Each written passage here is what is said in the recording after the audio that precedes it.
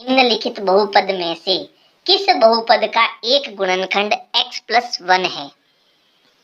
यानी कि हमें यहाँ पर जो बहुपद दिया है, मान लो ये px एक बहुपद है, ठीक है, और जो x प्लस 1 हमें एक बहुपद दिया है वो हमारा क्या हो गया, gx एक बहुपद हो गया। जब मैं px में gx का भाग दूंगा और अगर शेषफल हमारा 0 आ जाता है, भाग देने पर शेषफल हमारा 0 आ जाता है, तब तो ये gx इस px का एक गुणनखंड होगा। और अगर शेषफल 0 नहीं आता है तो ये जो gx है वो px का गुणनखंड नहीं होगा। यही हमें बताना है, यानी हमें सीधा सीधा जो है शेषफल निकालना है। और शेषफल कैसे निकालते हैं तो मैंने 2.3 में कल अच्छे से समझाया था। हमें क्या करना है कि ये जो बहुपद है x प्लस 1, ठीक है, ये जो बहुपद है x प्लस 1, इसको सबसे पहले 0 के बराबर रखना है। अब यहाँ से ये जो 1 है वो उधर जाएगा तो प्लस का क्या हो जाएगा, माइनस का, यानी x बराबर मुझे क्या मिल जाएगा, माइनस का 1 मिल जाएगा। अब इस x का मान इस पहले बहुपद में हमें रखना है, यानी जहाँ जहाँ x है वहाँ वहाँ हमें माइनस का 1 रखना है। और इसको हम क्या मान सकते हैं, px मान सकते हैं। तो हम यहाँ लिखेंगे px बराबर, जो बहुपद है वो लिख देते हैं, x की घात 3 प्लस x की घात 2 प्लस x प्लस 1। अब जहाँ x है वहाँ हम कोष्टक बना लेते हैं ताकि हमारा प्रश्न बिल्कुल भी गलत ना हो, है ना। कोष्टक बनाने से प्रश्न गलत नहीं होगा। x की जगह क्या रखना है, माइनस का 1 रखना है, तो यहाँ सब जगह क्या आ जाएगा, -1। अब -1 की घात 3, तो कल मैंने समझाया था कि जब विषम संख्या में घात लगी हुई हो तो हमारा जो उत्तर है वो माइनस में आएगा। और क्योंकि 1 की घात 3 का उत्तर क्या आता है, 1 ही आता है, तो इसका आंसर क्या हो जाएगा, -1 प्लस। और अगर सम संख्या में घात लगी हुई हो तो हमारा उत्तर प्लस में आएगा, और 1 की घात 2 1 ही होता है, तो ये हो जाएगा +1। फिर देखो यहाँ पर प्लस इंटू माइनस क्या होता है, माइनस, और ये हो जाएगा 1 प्लस 1। अब देखो यहाँ 1 प्लस का है और यहाँ माइनस का है, तो 1 में से 1 गया 0, यहाँ पर भी 1 में से 1 गया 0, तो हमारा जो शेषफल है वो कितना आया, 0 आया।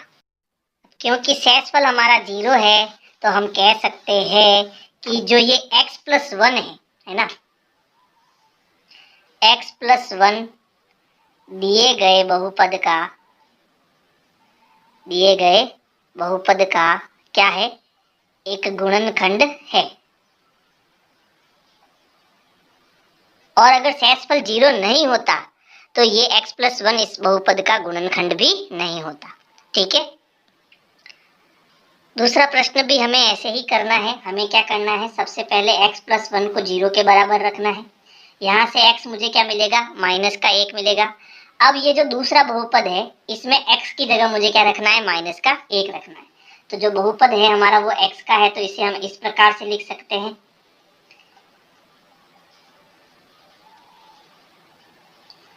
अब x की जगह मैं क्या करूंगा, ब्रैकेट बना दूंगा, ब्रैकेट की घात 4 प्लस ब्रैकेट की घात 3 प्लस ब्रैकेट की घात 2 प्लस ब्रैकेट प्लस 1।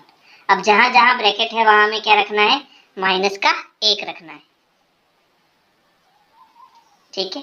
देखो -1 की घात सम है, तो सम है तो हमारा उत्तर किस में आएगा, प्लस में आएगा, और 1 की घात 4 1 ही होता है।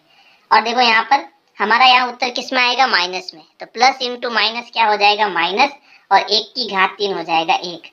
अब यहाँ घात क्या है, सम, तो हमारा उत्तर प्लस में आएगा, तो ये हो जाएगा +1। अब यहाँ देखो प्लस इंटू माइनस, वापस माइनस का 1, और फिर आगे प्लस का 1। अब देखो 1 में से 1 गया 0, 1 में से 1 गया 0, हमारा शेषफल कितना बच गया, 1।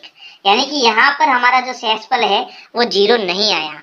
तो जब 0 नहीं आया तो हम यहाँ लिखेंगे x प्लस 1 दिए गए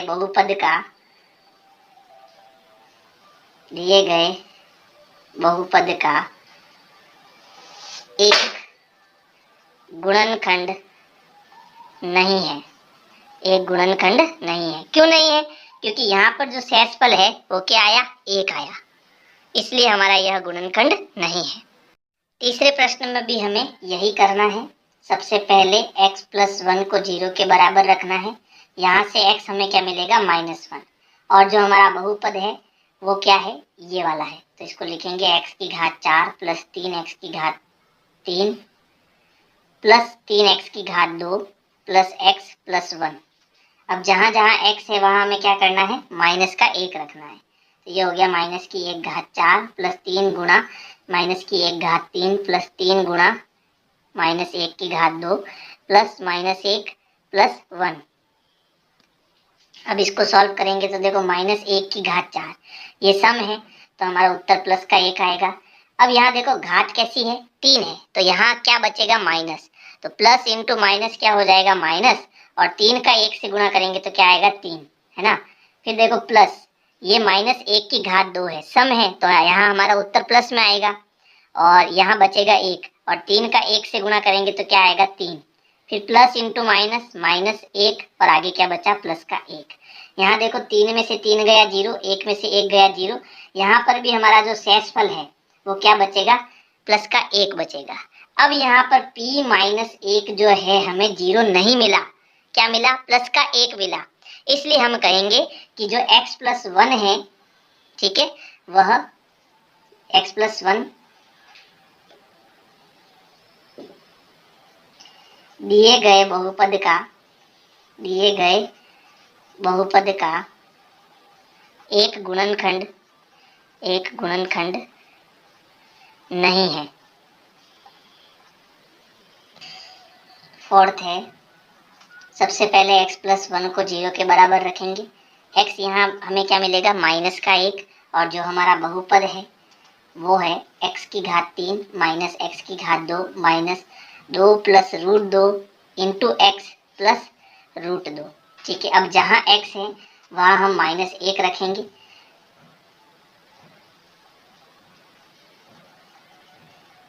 अब देखो यहाँ x है तो यहाँ ब्रैकेट में अपन ब्रैकेट बना देते हैं, प्लस रूट 2, सब जगह क्या रखेंगे, माइनस का 1 रखेंगे। अब कैसे सॉल्व करना है ध्यान से समझना। सबसे पहले माइनस 1 की घात 3, क्योंकि ये विषम है घात तो हमारा उत्तर माइनस 1 ही आएगा। फिर देखो यहाँ माइनस 1 की घात 2 है जो कि सम है, तो ये उत्तर हमारा प्लस में आएगा, लेकिन आगे पहले से माइनस है तो यहाँ माइनस है, और यहाँ आ जाएगा माइनस का 1। अब पहले हम क्या करेंगे, क्योंकि ये सभी गुणे में है, ये 2 ब्रैकेट गुणे में है, तो पहले हम इसका और इसका जो है गुणा करा देते हैं।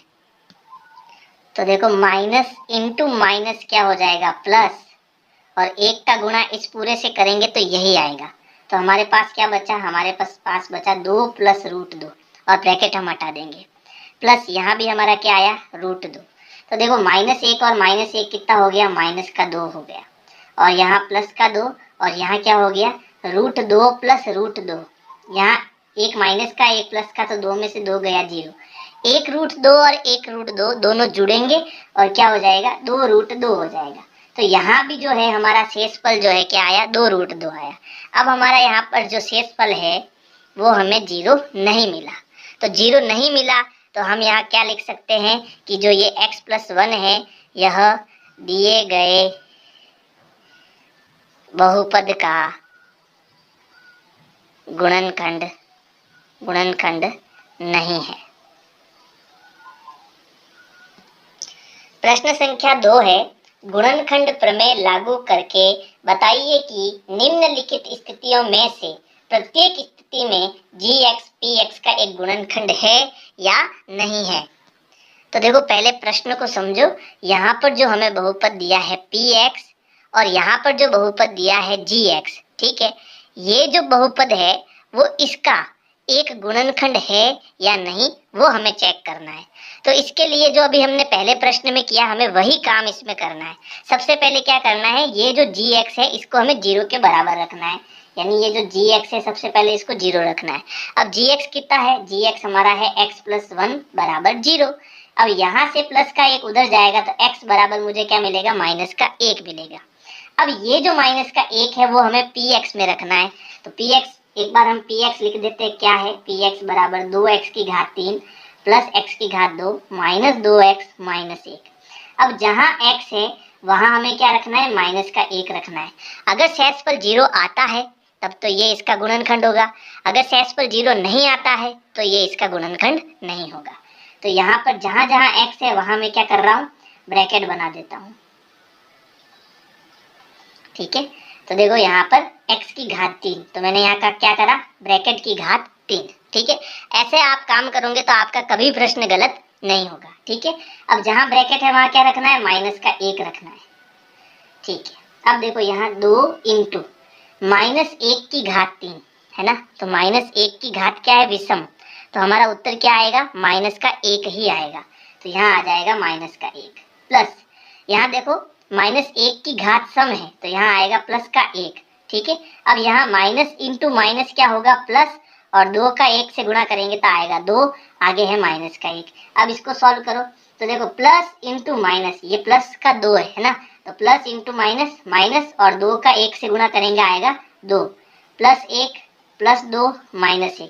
अब जो घटता है उसको घटाओ, देखो ये +2 का है, ये -2 का है, तो 2 में से 2 गया 0, ये प्लस का ये माइनस का, 1 में से 1 गया 0, यानी हमारे पास p -1 क्या बचा, 0 बचा, यानी हमारा जो शेषफल है वो क्या आ गया, 0 आ गया। अब क्योंकि हमारा शेषफल 0 है तो हम क्या लिखेंगे, ये बहुपद जो है gx, ठीक है, gx दिए गए बहुपद, या हम लिखेंगे gx px का एक गुणनखंड है। ठीक है, एक गुणनखंड है। क्यों, क्योंकि जो px है उसका शेषफल मुझे क्या मिल गया, 0 मिल गया, इसलिए gx जो है वो px का क्या हो जाएगा, एक गुणनखंड हो जाएगा। आप इसका स्क्रीनशॉट ले सकते हो।